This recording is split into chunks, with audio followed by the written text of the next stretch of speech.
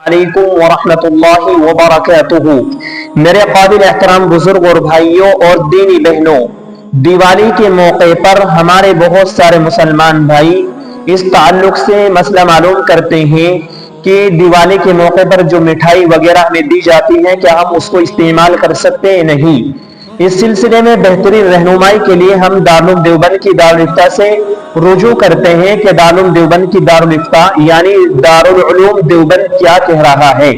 आइए मैं आपके सामने दारुल उलूम देवबंद जो मादर इल्मी है और उम्मुल मदारिस है, पूरे वर्ल्ड में दारुल देवबंद की बात रखी और मानी जाती है और आप हजरात भी इस पर यकीन रखते हैं और रखना भी चाहिए, क्योंकि दारुल देवबंद जो है वो ऐसा नहीं है कि भाई अपनी तरफ से मसले फेकम फाक हो रहे हैं, ऐसा नहीं है, बल्कि अल्लाह के रसूल सल्लल्लाहु अलैहि वसल्लम की अहादीस मुबारका, कुरान करीम जो अल्लाह का कुरान है, अल्लाह ताला ने उतारा है, उसकी रोशनी में उन चीजों को रख करके मसाइल ये इस्तिंबात होते हैं और उनको इस्तिंबात करने के बाद उम्मत के सामने रखते हैं। आइए दारुल देवबंद से मालूम करते हैं। मैं आप स्क्रीन पर देख रहे होंगे दारुल देवबंद की दारुल इफ्ता से किसी ने सवाल किया, हजरात मुकर्रम मोहतरम मुफ्तियान इकराम, मेरा पहला सवाल है कि होली दिवाली के मौके पर हम गैर मुस्लिमों को मुबारकबाद दे सकते हैं? नहीं।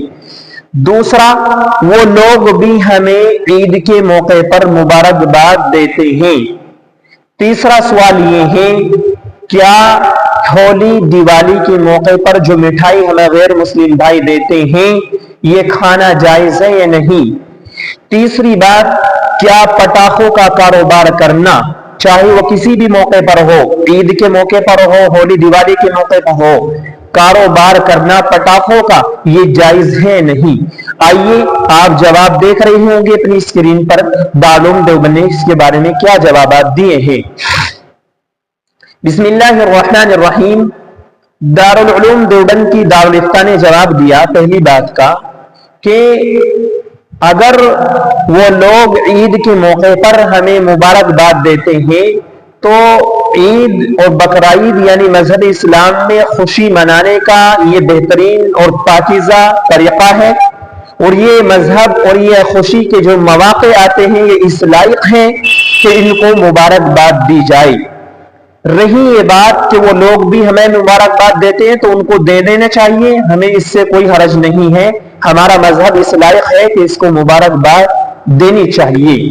रही ये बात दूसरी बात का दूसरा जवाब कि मिठाई वगैरह खाना होली दिवाली के मौके पर, देखिए अगर वो मिठाई किसी देवी देवता के नाम पर चढ़ाकर न लाई गई हो या उसमें किसी हराम चीज की नाजायज चीजों की आमेजिश न हो, मिलावट न हो, तो फिर उसके खाने में कोई हरज नहीं है।